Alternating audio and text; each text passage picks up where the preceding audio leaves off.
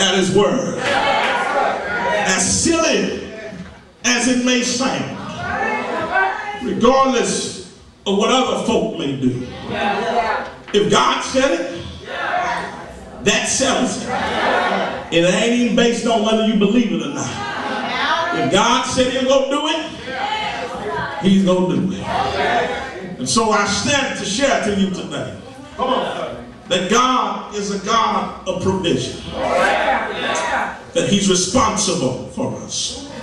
He's a God of purpose. That everything that he does for a reason. But then finally, he's a God of promise. That we can have reassurance about. Because God will do what he said. Somebody with me in the back. He would do. But the challenge is that as I live in 2008 and I deal with discouragement in my life, how do I get to the point where I can look and live through my discouragement?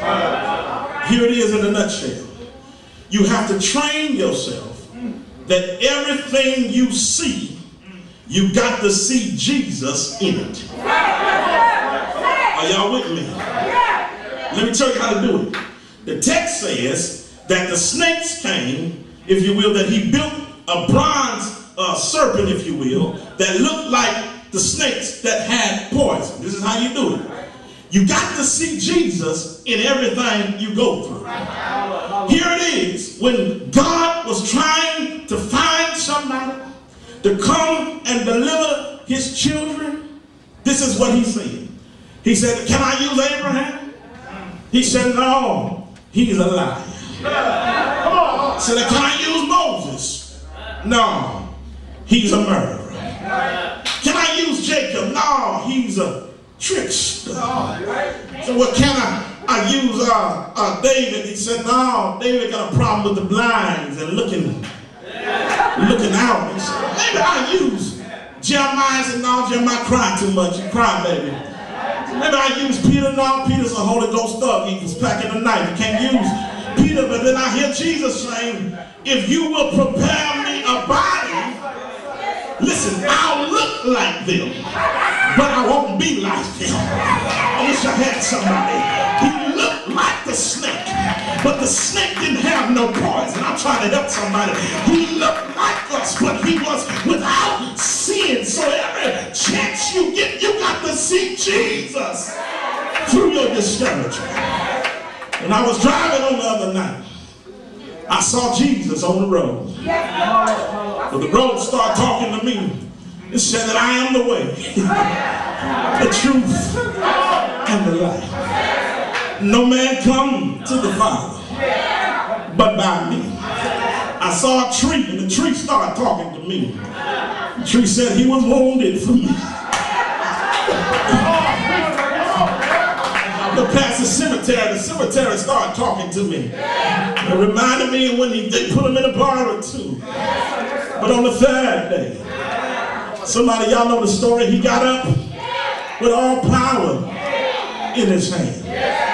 And you got to learn to look at society. But not only do you look at society, but you got to be willing to look in the Word. Because sometimes society won't look like it needs to. I mean, when you sit down to eat next time, you ought to try to see Jesus in your drink. That he'll give you water. I wish I had somebody. That you'll never thirst again. You got to see Jesus in it. You see the milk, he promised to give you a lamp flowing with milk. Y'all got it, and honey. But sometimes society doesn't get it.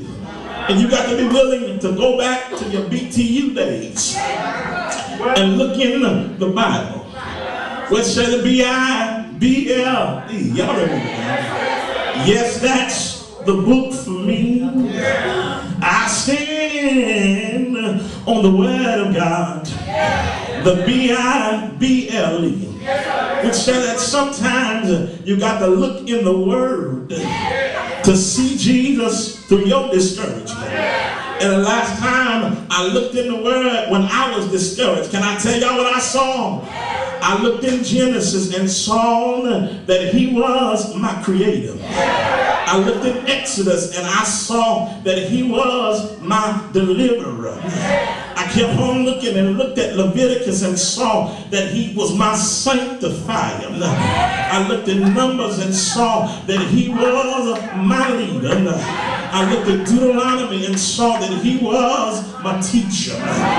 Joshua, He was my conqueror. Yeah, Joshua, Judges. Ruth, He was Judges, He was victory over my enemies. Ruth, my kinsman redeemer. After Ruth, y'all remember, come 1st and 2nd Samuel. 1st Samuel, he was the root of Jesse. 2nd Samuel, the son of David. 1st and 2nd King, y'all can help me here.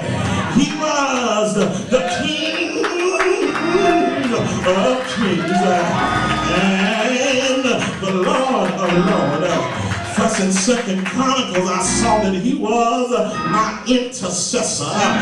Yeah, then came Ezra, I saw that He was my place of worship. After Ezra, I saw Nehemiah and saw that he was my wall of protection.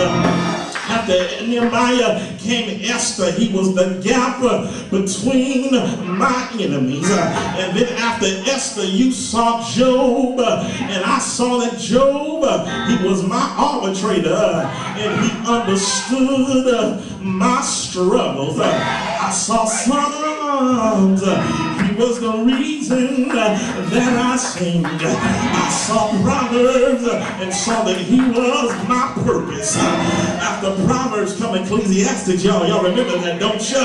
And he gave me my wisdom. After Ecclesiastes, I kept on reading and got the Song of Solomon. And Song of Solomon told me that he was the lover of my soul. After Song of Solomon, I was able to look at Isaiah. And y'all know what Isaiah said, that they that wait upon the Lord shall renew their strength. They shall mount up as wings, as eagles. They shall walk and not faint, run and not be weary. But then after Jeremiah, I hear y'all saying, I'll go back to Jeremiah. I saw, if you will, that somebody said it's like fire. Shut up in my bones.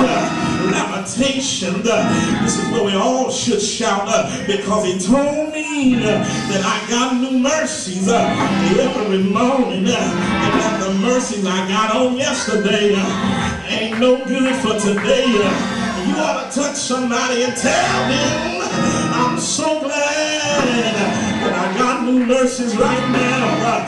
Yeah, after Lamentations came Ezekiel, and I saw that he was a God that never run out of time. After Ezekiel came Daniel. No, go back to Ezekiel. He's a wheel in the middle of a wheel. That's right. Then Daniel came, y'all. And somebody here knows that he may not come when you want him to. Oh, yes! But he's always right on time. After Daniel came Hosea, and he's told me that he was married to the backslider. Then came Job, he's my refuge. Then came Amos, he's my husbandman. Obadiah, he's Lord of the kings. After Obadiah came Jonah, he's my salvation. After Jonah came Micah, he's the judge of the nations. Nahum, he's a jealous God. Habakkuk, he's the Holy One. Zephaniah, he overthrows my enemies. Haggai, he's my witness.